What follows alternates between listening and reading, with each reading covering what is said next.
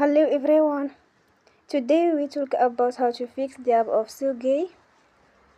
Here we go to settings.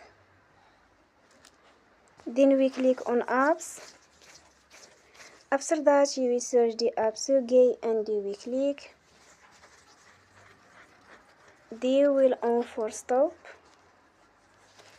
After that you will go to storage. Then we click on clear cache.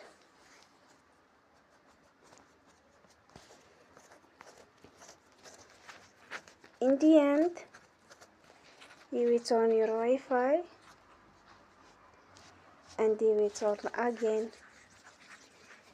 Don't forget to support us by like and subscribe. See you next time and thank you for watching.